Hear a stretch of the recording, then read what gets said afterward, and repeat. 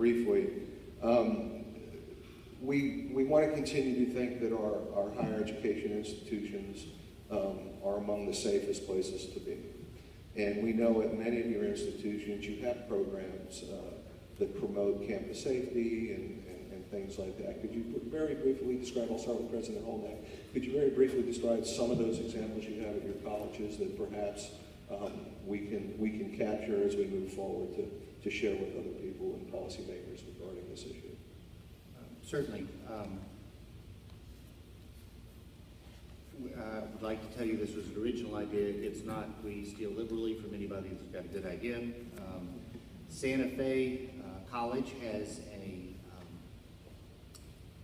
response team that, when provided for information about a student or an employee that is troubled, is having a difficult time, whose friends or colleagues recognize that they're under some sort of stress or duress and they're not behaving in a way that is typically expected, we look into it.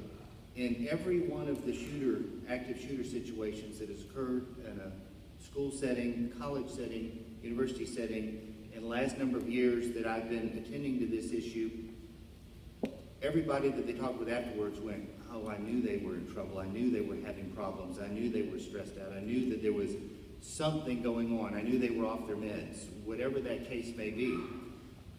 One of the ways that we choose to address that is to be very proactive. And many people, when they get a call and the Vice President of Student Services asks them to come in, and just for whatever, we don't tell them why we've asked them to come in, or our HR director goes to talk to an employee, we just sit down and say, hey, your friends or your colleagues are worried about you. As human beings, we worry about each other. Is there anything we can do to help you out? You would be shocked at the number of people that go, gosh, I'm so glad that you asked me that. I need to talk to somebody. And we're able to do some sort of intervention. That's something that you can do on the front end to try and head some of these situations off. We're not able, in our setting, the universities are a little bit different. We're not able in our setting to do deep end counseling, but if we see somebody that's under significant duress, we can certainly refer them to agencies in the area if they appear to be a potential harm to themselves, and we've had that happen. We can call our sworn police officers from FSU, and they can actually Baker Act someone, and we've had to do that from somebody on campus who was off their meds. And it's a little disconcerting when the teacher goes up to pick up some stuff that's on the floor in the classroom and notes that the student's been sitting next to a wall writing threatening messages on the wall. And so we take, you heard me say before, every single threat seriously every time. And often it's people that are just acting out in some way, and if you get to them early enough, that's all it is a non-threatening acting out. So, it's our perspective. Thank you. Chief Shire? Sure. I almost alienated my vice president, who's in charge of student affairs, because when I went to work for him, I said, Mr. Gillum, you have to understand, I see dead people. And he thought I was a little strange, but probably right. But what I was saying is this: I see the worst case scenario in every event. And aren't you glad I see it? Because you don't have to. So we have, all my officers are crisis intervention trained. We have a crisis intervention team that's made up of people from around the college that have some skills. We're very fortunate. UWF got a nice grant, University of West Florida, for mental health. And so we have a part-time, she's there 3 or 4 days a week, counselor in our college, which we never had before. Because the president's right on target. It's a mental health issue. It's not really a gun issue. It's a safety and security issue. But if you look at the shootings that have occurred, you get all the national publicity. They're few and far between, too many, but few and far between. And they're all perpetrated with people who have emotional problems, and their way of getting it out and getting their 15 minutes of fame is coming to a college campus where there's a group of people to see how many people they can kill and how much fame they can get.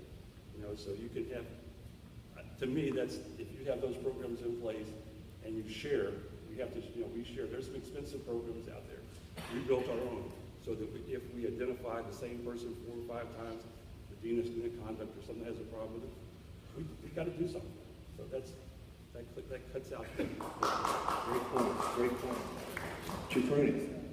Mike, I think a lot of the first half of that question was answered about what different programs you have involved. I co-chair what we call the BAT team, the Behavior Assessment Team. Same kind of scenario where we'll evaluate students that are having trouble and give them the necessary help that they need. We have women's self-defense classes. We have CEPTED, which is crime prevention through environmental design. We do all that as well. But the second half of the question was, why do we feel the college campuses are among the safest crime-free environments? Well, a lot of it is because of those programs. But I just want to share something with you. I left Orlando Police Department a year and a half ago. Again, the crime log, looking at it every day, seeing what crime was going on. Then I came to Valencia, and I kid you not, we only had 13 incidents last year throughout all our campuses that would meet the Clery mandate, Gene Cleary Act.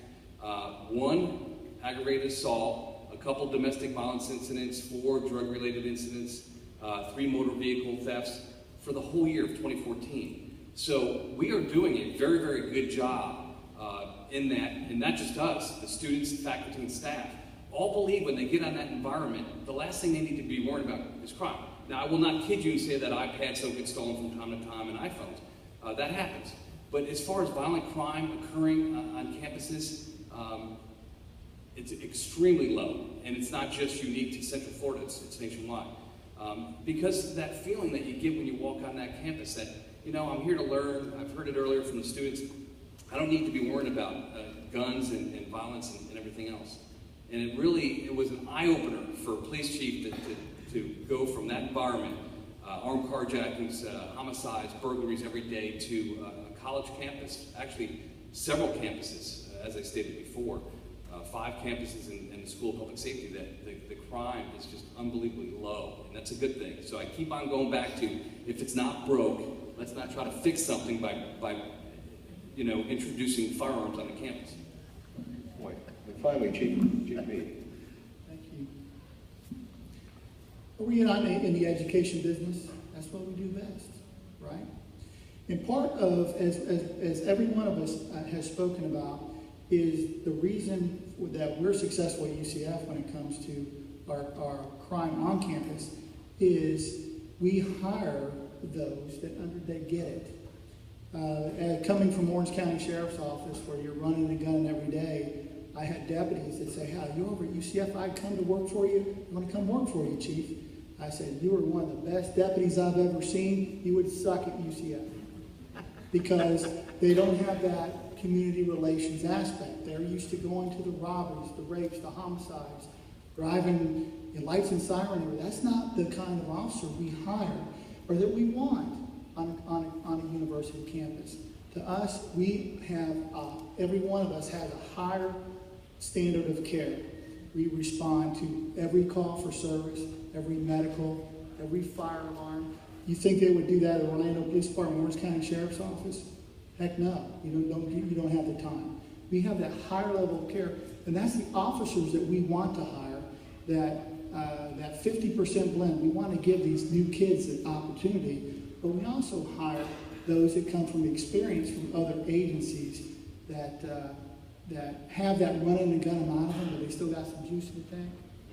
So that they understand that community relations aspect, because that's the most important key on college campuses. I think we're successful at UCF because if we have an incident, we can handle it quickly, competently, and professionally. And because of the training that we provide our officers and staff, when it comes to, as Chief Rooney said, every one of our officers is crisis intervention trained. Hank mentioned that also. We provide self-defense classes. We have a robust community relations that meets with every single student during student orientations to explain our roles at the police department. It's not just about the badge. Yes, we are all knights at UCF, but it's not just about that badge. It's about the fact that our officers can handle virtually any situation. And sometimes that's comforting for the staff and also for our students. But it doesn't work if we're not active partners with every aspect of our community. And that's what's key for us, that we've been successful, is our partnerships. with every aspect of the university. There's no egos. We all have the same mission, and that's providing that safe environment.